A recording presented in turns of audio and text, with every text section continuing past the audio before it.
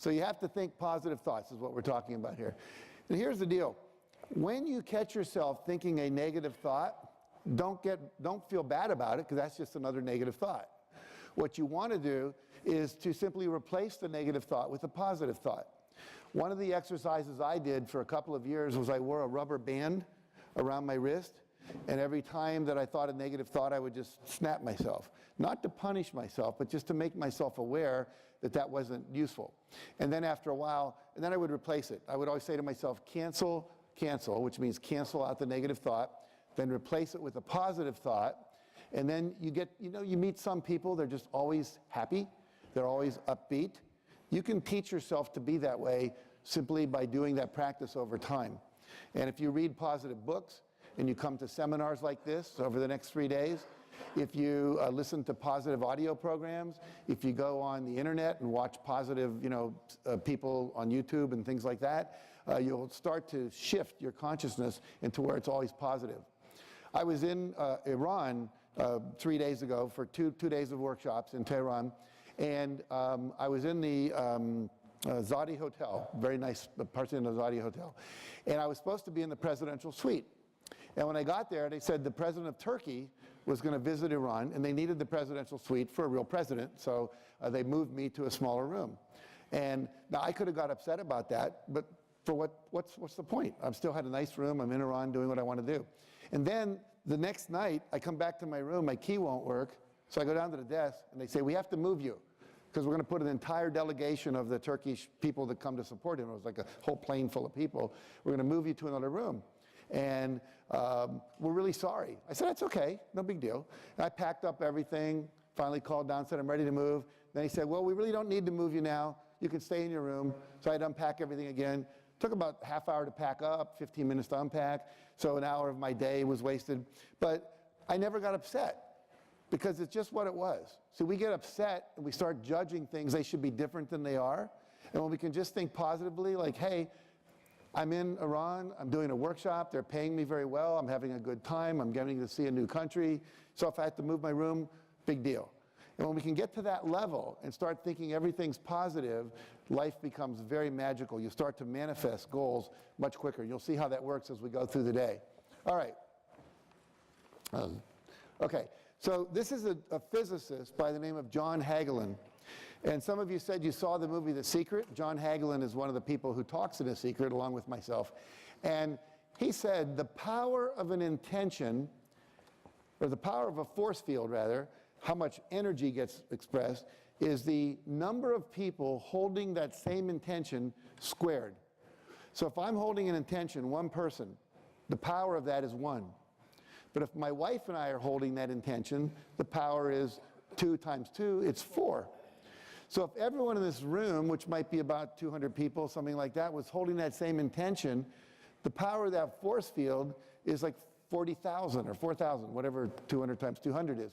So the more people you can get holding that same positive intention, the same goal, this is why when you have a company, if you have everybody aligned with the same goal, because a lot of times you go into a company and one person wants this to happen, someone else wants that to happen, they're at odds with each other and they're canceling each other out. So we want to get everybody aligned. If we had more time, I could sometimes bring 10 people up on stage and I'll have everyone thinking a positive thought, they're all holding hands, and if one person, then I tap them on the head and say, I want you to think a negative thought, the person on the end's arm will go down. Only takes one person in that thing to kind of weaken the group. So you want to get everybody online, everybody on board, thinking the same goal, being enrolled in your vision. A leader is someone who holds a vision and then enrolls everyone else to believe that vision is possible and is willing to commit their activity toward the vision. So we talked about when you say the words I can't or I'm not able to, it weakens you. So we're going to do a quick little exercise so you can experience that rather than just see it happen up here on stage. So what I want you to do in just a moment is find a partner. That can be someone sitting next to you, it can be someone sitting behind you. And some of you may find that when two people turn to each side, you're sitting there in the middle by yourself and there's no one else. You can make a group of 3. It will also work for this exercise. So what I'd like you to do now is just decide who your partner is or who your group of 3 is. And everyone has a partner, I'll tell you what to do. So I'm going to give you a few seconds to decide if you have a partner and who that is.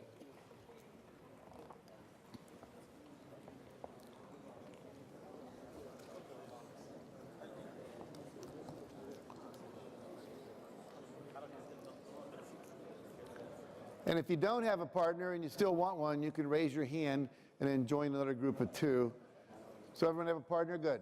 All right. So what we're going to do, for 1 minute, you're going to go back and forth, starting sentences with I can't. As much as possible, I'd like to be things that you feel are true in your life, like I can't find time to answer all my emails. And then my partner might say, I can't stop smoking cigarettes. Then I might say, I can't seem to lose the last 20 pounds or, however many kilos that is in terms of my weight loss program. The other person might say, I can't find time to spend with my children because I'm working too hard. Someone else might say, I can't ever seem to get to go out and exercise because I'm so busy. I can't seem to save money. I can't get up the courage to ask my employer for a raise. Or I can't get up the courage to present my proposal to the sheikh. Whatever it is, I can't. So you'll say one, your partner says one, you say one, they say one. You just go back and forth. If you're in a group of 3, just go 1, 2, 3, 1, 2, 3, 1, 2, 3. You're going to do that for 1 minute. Now, the reason we're doing this is we're gathering data that we're going to use in the second half of the exercise, which will also take 1 minute. So remember what you said, okay? And notice how you feel when you say I can't, because I'm going to ask you to compare how you feel with that and how you feel later, okay? So turn to your partner and go ahead and start with I can't. They'll say I can't. Go back and forth.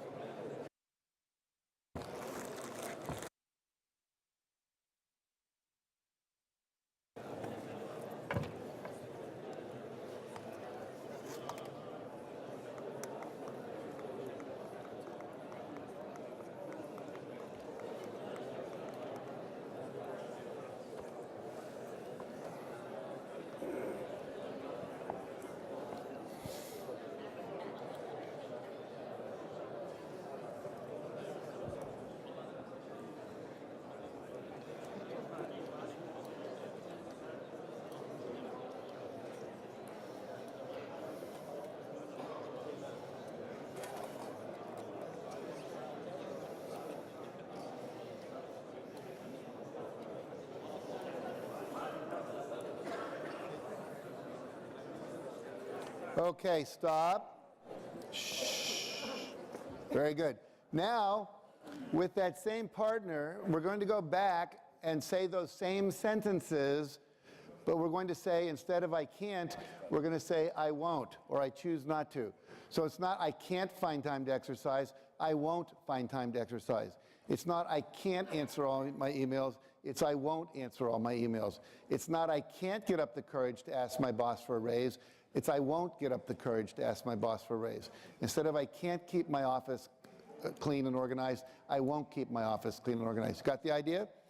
So if you can't remember anything you just said, you can start with I won't remember anything I just said and go from there, okay? Got the idea? All right. So you have 1 minute. I won't. Go ahead and begin.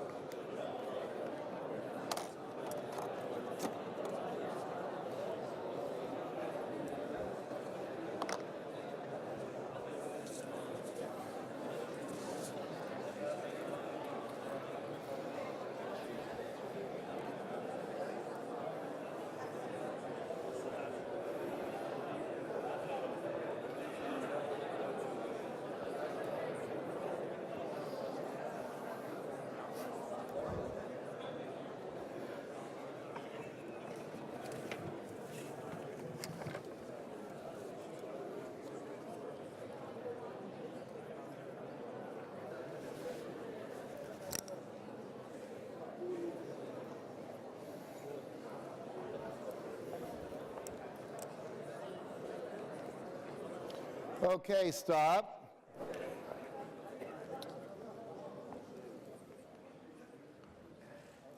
And what I want you to do first is ask the question to yourself, did it feel any different when you were saying I won't instead of I can't? It did. How many people felt it was more honest when you said I won't? Yeah. How many people felt more powerful when you said I won't? Yeah. See, I can't weakens you. I can't says there's something outside of me that's stopping me. And even though sometimes it's a little awkward to say I won't, the truth is almost everything you're not doing is because you're choosing not to do it. If you're afraid, you're choosing to scare yourself by imagining something bad's going to happen if you do it. We'll see that fear is actually you scaring yourself. There's nothing intrinsically scary about being on an airplane. But if you imagine the airplane's going to crash, then you get to be scared. But who's doing the imagining? You are. Okay? If I'm scared that you're going to reject me if I ask you to lend me money or hire me or go on a date with me or whatever, then the reality is it's me imagining that's making me afraid. Even if I see a snake or a tiger or some animal, the animal hasn't hurt me yet. It's me imagining getting hurt that makes me experience fear. So all of our feelings are actually the result of what we imagine or what we think about something. I often use this example. If you're a woman and your husband forgets your birthday, most people would say, oh, my husband doesn't love me because he forgot my birthday. If you think that thought, it makes you feel bad. If, on the other hand, you think somebody who loves me forgot my birthday, then you don't feel bad, you feel concerned for them. Like, I wonder what's going on. There must be a lot of stress in their life. Same event, different thought, different response produces a different outcome. So again, we can choose to think thoughts that make us feel good. We can choose to use words that empower us. Another word that's disempowering is the word try. When someone says, I'll try to do it, let me demonstrate that to you. Put some object on your lap that you can actually pick up, something you can pick up. Everyone will need something, a pen, your notebook, whatever it might be. And then what I want you don't have to lift your leg, I just need to lift my leg in order to hold it up there. So now what I want you to do is pick it up as high as you can. Just pick it up and hold it up as high as you can. And then put it back down again. And then pick it up and hold it as high as you can. One more time, put it back down. Now this time what I want you to do is try to pick it up. Try to pick it up. Notice what happens. A whole bunch of people aren't moving. They're confused. One person was doing this in the back of the room, trying to lift it really hard, right? So as soon as I say try, it implies that you might not be able to. If I tell my son, try to keep your room clean, I'm basically saying it might not be possible. If I say try to get that report on my desk by 5 o'clock on Friday, I'm implying that it might not be possible. So we want to eliminate the word try from your language. Eliminate the word can't. Eliminate the words have to. There's nothing you have to do. You might think you have to pay, well, in America we pay taxes. I don't know if you pay taxes here or not, but we have to pay the government taxes. Well, we don't really have to. We could choose not to. We might go to jail, but it's still a choice, right? I don't have to take my child to the doctor when they're sick. If I don't, they might die. I might feel guilty. I don't want to feel guilty, so I should take my child to the hospital. But there's no real have-tos. They're all choose-tos. So whenever you say I have to, you're giving away your power to something else. So some languaging that you can learn there. All right, so think about in your life, what I can'ts have you been telling yourself about yourself, your organization, your company, your family, that you need to eliminate? Like, I can't lose weight, or I can't be healthy, or I can't, start my own company, or I can't, go back to school and get a degree. Anything is possible. So we want to eliminate those can'ts.